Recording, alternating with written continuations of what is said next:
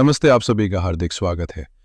बदलाव ही इस ब्रह्मांड का एकमात्र सत्य है और जो व्यक्ति इन ब्रह्मांडीय संकेतों को समझकर धैर्य और विवेक के साथ अपने कर्मों को सही दिशा देता है, वही अंत में अपने जीवन का स्वामी बनता है। तो चलिए, आज इसी ज्ञान की मशाल को लेकर हम आगे बढ़ते हैं और गहराई से समझने की कोशिश करते हैं कि सितंबर 2025 का महीना मेष राशि के जातकों के लिए, यानी आप लोगों के लिए, क्या विशेष संकेत और संदेश लेकर आ रहा है। याद रखिएगा, ये राशिफल आपके लग्न यानी असेंडेंट पर आधारित है, जो आपको सबसे सटीक परिणाम देगा। आप इसे अपनी चंद्र राशि से भी देख सकते हैं, लेकिन लग्न से इसका प्रभाव और गहरा होता है।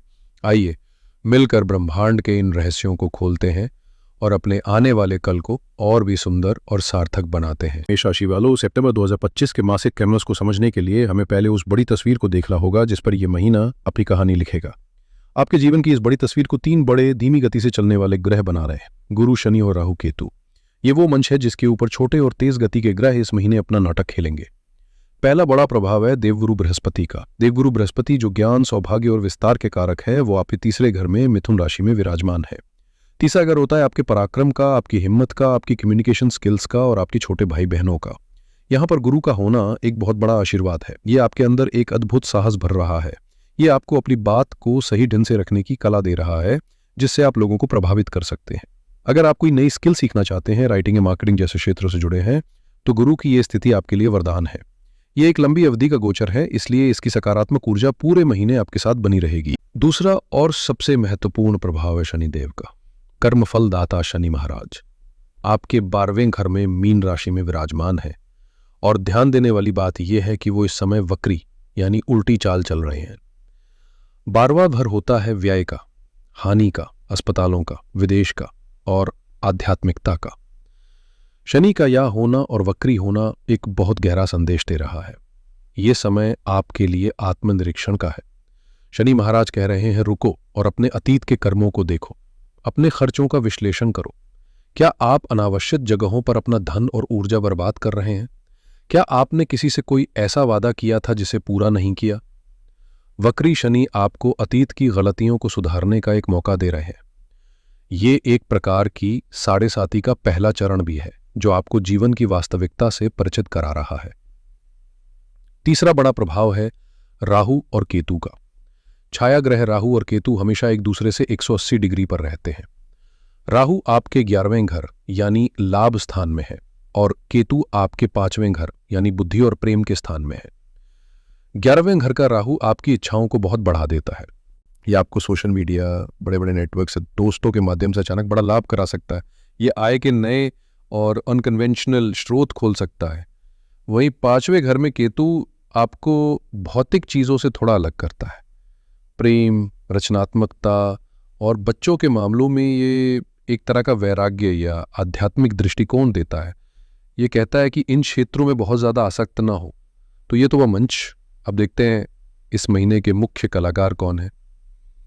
ग्रहों के राजा सूर्य 16 सितंबर तक आपके 5वें घर में रहेंगे, जहां केतु पहले से मौजूद है। यह आपकी रचनात्मकता और आत्मविश्वास को चरम पर ले जाएगा। फिर 16 सितंबर को वे आपके 6ठे घर में प्रवेश करेंगे, जो आपके जीवन का फोकस पूरी तरह से बदल देगा। आपकी राशि के स्वामी, जो आपकी ऊर्जा और आपका व्यक्तित्व है, वे 12 सितंबर तक आपके 4थे घर यानी सुख स्थान में रहेंगे और फिर वे भी 5वें घर में सूर्य और केतु के साथ आ जाएंगे, जिससे वहां ऊर्जा का एक विस्फोट सा होगा। प्रेम, सौंदर्य और विलासिता के ग्रह शुक्र 14 सितंबर तक 4थे घर में सुख देंगे और फिर 14 तारीख को वे भी 5वें घर में इस बड़ी युति में शामिल हो जाएंगे।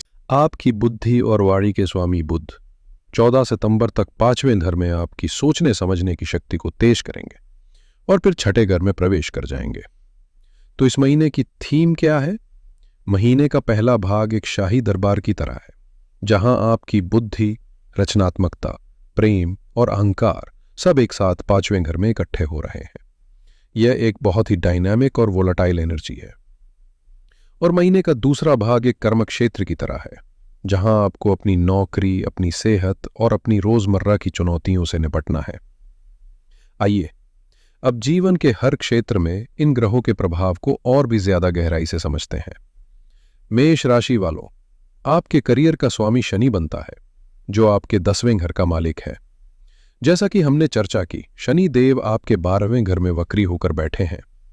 इसका आपके काम पर सीधा और गहरा असर पड़ रहा है।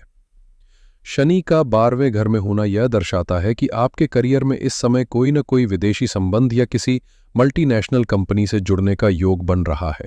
लेकिन वक्री होने के कारण इन चीजों में देरी हो सकती है या आपको पुराने प्रोजेक्ट्स को फिर से देखना पड़ सकता है।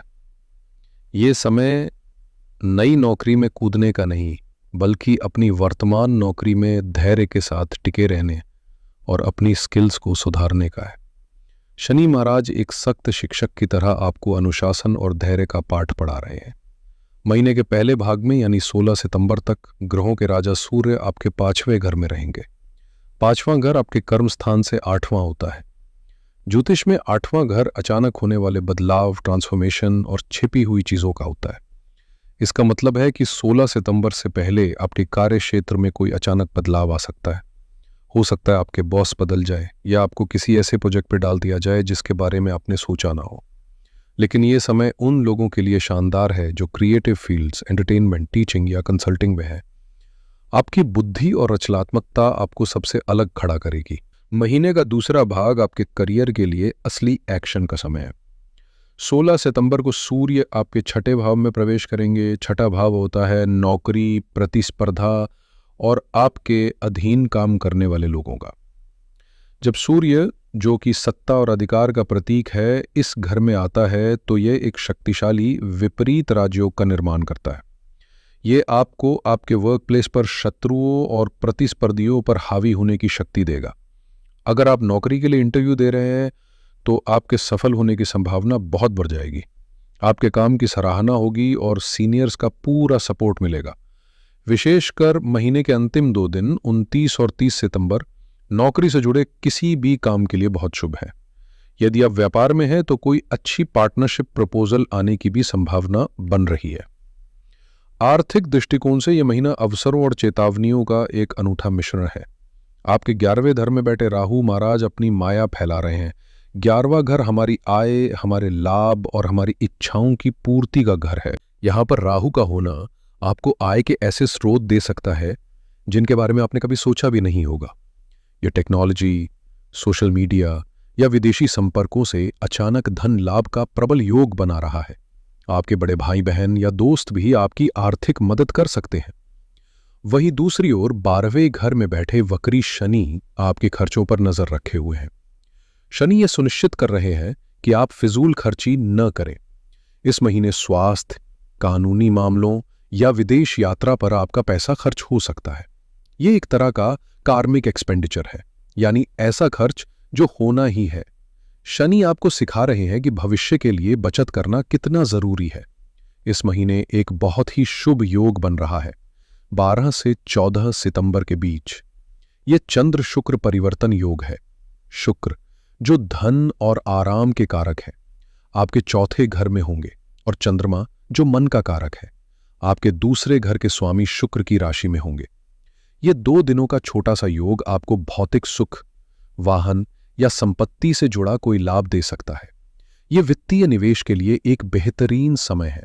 इस महीने की सबसे बड़ी खगोलीय घटनाओं में से एक है 7 सितंबर को लगने वाला पूर्ण चंद्र ग्रहण। यह ग्रहण आपके 11वें घर यानी लाभ स्थान में हो रहा है। ज्योतिष में ग्रहण को एक कॉस्मिक रीसेट बटन माना जाता है। यह अचानक किसी चीज को समाप्त करता है और किसी नई चीज की शुरुआत करता है। तो हो सकता है कि आपकी आय का कोई पुराना स्रोत इस समय बंद हो जाए और आपके लिए एक नया बेहतर दरवाज़ा खुल जाए। आपके किसी दोस्त या सामाजिक सर्कल से जुड़ी कोई बड़ी खबर आपको मिल सकती है। यह एक भाग्यशाली घटना हो सकती है, इसलिए किसी भी अवसर के लिए अपनी आंखें और कान खुले रखें। 5वें घर में केतु की उपस्थिति के कारण मैं आपको इस महीने शेयर बाजार या किसी भी तरह की सट्टेबाजी से दूर रहने की सख्त सलाह दूंगा। केतु भ्रम और हानि का कारण बन सकता है। 4, 5 और 9 सितंबर केवल सीखने और बाजार का विश्लेषण करने के लिए अच्छे हैं। अगर आपको बेचना ही है तो 12 सितंबर का दिन बेहतर हो सकता है। प्रेम और रिश्तों का क्षेत्र इस महीने सबसे ज्यादा सक्रिय और ऊर्जावान रहने वाला है। आपका पांचवां घर जो प्रेम, रोमांस और जुनून का घर है, इस महीने एक ग्रहीय महासम्मेलन का केंद्र बना हुआ है। महीने की शुरुआत में यहां सूर्य और केतु हैं। सूर्य आपके आत्मविश्वास को बढ़ाएंगे, आप आकर्षक महसूस करेंगे। लेकिन 12 सितंबर को मंगल, 14 सितंबर को शुक्र और बुध भी यहां आ जाएंगे। ये एक विस्फोटक संयोजन है। शुक्र और मंगल का एक साथ आना तीव्र आकर्षण और जुनून पैदा करता है। आपकी लव लाइफ में रोमांस की कोई कमी नहीं होगी। लेकिन यहीं पर केतु का रहस्यमयी प्रभाव भी है। केतु एक ऐसा ग्रह है जो हमें भौतिक चीजों से अलग करता है। तो एक तरफ जहां आप तीव्र जुनून महसूस करेंगे, वहीं दूसरी तरफ आपको रिश्ते में एक अजीब सा खालीपन या डिटैचमेंट भी महसूस हो सकता है। आपको लग सकता है कि सब कुछ होते हुए भी कुछ कमी है। यह केतु की माया है। यह आपको सिखा रहा है कि सच्चे प्रेम में जुनून के साथ साथ आध्यात्मिकता और एक दूसरे को समझने की गहराई भी होनी चाहिए। इसलिए इस महीने किसी भी रिश्ते में बहुत जल्दी बहुत ज्यादा गंभीर न हो। समझें, परखें और फिर आगे बढ़ें। विवाहित जोड़ों के लिए आपके 7वें घर यानी विवाह स्थान पर शनि देव की सीधी दृष्टि पड़ रही है। शनि जब भी विवाह के घर को देखते हैं तो वो रिश्ते में धैर्य, जिम्मेदारी और वफादारी की परीक्षा लेते हैं। ये आपके और आपके जीवन साथी के बीच कुछ गलतफहमियां या वैचारिक मतभेद पैदा कर सकता है। आपके जीवन साथी के स्वास्थ्य को लेकर भी आपको थोड़ा सावधान रहना होगा। शनि चाहते हैं कि आप अपने रिश्ते को हल्के में ना लें और अपनी जिम्मेदारियों को समझें। इस महीने विवाह का कोई भी बड़ा निर्णय जैसे शादी तय करना टालना ही बेहतर होगा। आपके चौथे घर जो आपकी मां, आपके घर और आपकी मानसिक शांति का प्रतिनिधित्व करता है, वहां महीने की शुरुआत में मंगल और शुक्र की युति है। शुक्र यहां घर में आराम, सुंदरता और विलासिता लाएंगे। आप घर सजाने पर या कोई नई गाड़ी खरीदने पर पैसा खर्च कर सकते हैं। लेकिन मंगल एक उग्र ग्रह है। जब वो सुख स्थान में आता है तो घर के शांत माहौल में कभी कभी बहस या तनाव पैदा कर सकता है। आपको अपनी मां के स्वास्थ्य का विशेष ध्यान रखना होगा और घर में अपनी वाणी पर नियंत्रण रखना होगा। 12 सितंबर के बाद जब मंगल यहां से निकल जाएंगे तो घरेलू माहौल में निश्चित रूप से सुधार आएगा। स्वास्थ्य के मोर्चे पर यह महीना आपको मिश्रित परिणाम देगा। महीने के दूसरे भाग में यानी 16 सितंबर के बाद आपका सारा ध्यान आपके स्वास्थ्य पर केंद्रित हो जाएगा, क्योंकि सूर्य और बुध आपके छठे घर में गोचर करेंगे। छठा घर रोगों का घर होता है। सूर्य का यह आना पुरानी बीमारियों से लड़ने की शक्ति तो देता है, लेकिन यह पेट, पाचन या हृदय से संबंधित कुछ नई समस्याएं भी उजागर कर सकता है। इसी छठे घर में महीने के अंत में 21 सितंबर को एक सूर्य ग्रहण भी लग रहा है। ज्योतिष में छठे घर में लगने वाला ग्रहण किसी बुरी आदत जैसे स्मोकिंग, अनहेल्दी ईटिंग या आलस को छोड़ने के लिए सबसे शुभ समय माना जाता है। यह आपको एक नई हेल्थ रूटीन, डाइट प्लान या एक्सरसाइज रेजिमेंट शुरू करने के लिए एक अद्भुत कॉस्मिक पुश देगा। इस दिन संकल्प लें और आप देखेंगे कि आपको सफलता जरूर मिलेगी। 8 से 13 सितंबर के बीच का समय स्वास्थ्य के लिए विशेष रूप से संवेदनशील है। इस दौरान बाहर के खाने से बचें और अपनी दिनचर्या को अनुशासित रखें। छात्रों के लिए ये महीना एकाग्रता की परीक्षा लेने वाला है, लेकिन साथ ही बड़ी सफलता के अवसर भी दे रहा है। आपका पांचवां घर जो शिक्षा का भी है, पूरी तरह से ग्रहों की ऊर्जा से भरा हुआ है। 14 सितंबर तक बुध का यहां रहना आपकी ग्रहण करने की शक्ति और तार्किक क्षमता को बहुत बढ़ा देगा। सूर्य का यहां होना आपको प्रतियोगी परीक्षाओं में सफल होने का आत्मविश्वास देगा। 3 से 8 सितंबर का समय किसी भी नई चीज को सीखने या परीक्षा देने के लिए सबसे उत्तम है। सबसे बड़ी चुनौती 5वें घर में बैठे केतु है। केतु मन को भटकाता है। ये आपका ध्यान पढ़ाई से हटाकर दर्शन, आध्यात्मिकता या अन्य रहस्यमयी विषयों की ओर ले जा सकता है। आपको फोकस बनाए रखने के लिए अतिरिक्त प्रयास करना होगा। ध्यान करना आपके लिए बहुत मददगार साबित हो सकता है। तो मेरे मेष राशि के मित्रों, आइए इस पूरे महीने के विश्लेषण को कुछ प्रमुख बिंदुओं में समेट लेते हैं। इस महीने का सार ये है कि ये 2 भागों में बटा है। पहला भाग आपकी रचनात्मकता, प्रेम और जुनून की परीक्षा लेगा, जहां आपको अपनी भावनाओं को विवेक के साथ संभालना होगा। दूसरा भाग आपको यथार्थ की दुनिया में लाएगा, जहां आपकी मेहनत, अनुशासन और सेवा भाव ही आपको सफलता दिलाएगा। शुभ तिथियां हैं धन और निवेश के लिए 13 और 14 सितंबर, प्रेम संबंधों में स्पष्टता के लिए 8 सितंबर, नौकरी और करियर के लिए 29 और 30 सितंबर, विद्यार्थियों के लिए 3 से 8 सितंबर और ज्ञान, समृद्धि और सम्मान के लिए गजकेसरी योग की तिथियां हैं 3, 10, 16 और 23 सितंबर। इन दिनों में लिए गए निर्णय शुभ फल देंगे। सावधानी बरतने वाली तिथियां हैं 8 से 13 सितंबर। इस दौरान स्वास्थ्य, कर्ज और विवादों से बचें। और 18 से 23 सितंबर, इस दौरान तनाव और ससुराल पक्ष से बहस से बचें। इस महीने की सबसे बड़ी चेतावनी यह है कि आपके 5वें घर में ग्रहों का जमावड़ा आपको अत्यधिक आत्मविश्वासी या जुनूनी बना सकता है। केतु की उपस्थिति एक चेतावनी है। किसी भी तरह के अहंकार, जल्दबाजी में लिए गए रोमांटिक फैसलों और वित्तीय सट्टेबाजी से पूरी तरह दूर रहें। अपनी बुद्धि पर भरोसा करें, लेकिन अपने दिल की आध्यात्मिक आवाज को भी सुनें। इस महीने ग्रहों की ऊर्जा को संतुलित करने और चुनौतियों को अवसरों में बदलने के लिए मैं आपको 3 बहुत ही सरल और शक्तिशाली उपाय बता रहा हूं। पहला, शनि देव के लिए। आप पर शनि की साढ़े साती चल रही है और शनि आपके व्यय भाव में है। अनावश्यक खर्चों को रोकने और मानसिक शांति पाने के लिए प्रत्येक शनिवार को सूर्यास्त के बाद एक पीपल के पेड़ के नीचे सरसों के तेल का एक चौमुखी दीपक जलाएं और वहीं बैठकर 11 बार ओम शम शनैश्चराय नमः मंत्र का जाप करें। यह आपको धैर्य और स्थिरता प्रदान करेगा।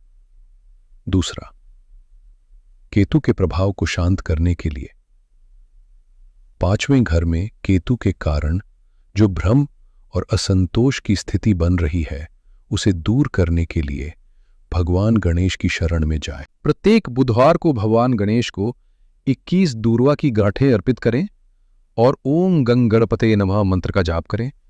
यह उपाय आपकी बुद्धि को तीव्र करेगा और आपको सही निर्णय लेने में मदद करेगा।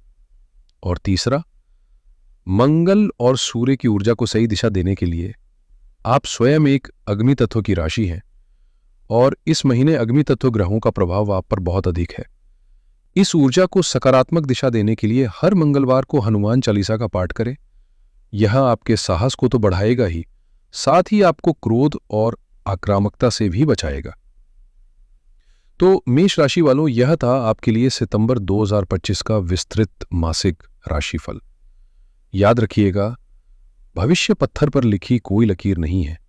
यह हमारे कर्मों, हमारी सोच और हमारे विवेक का परिणाम है। ग्रह केवल एक नक्शे की तरह हैं जो हमें रास्ता दिखाते हैं, लेकिन उस रास्ते पर चलना हमें ही है।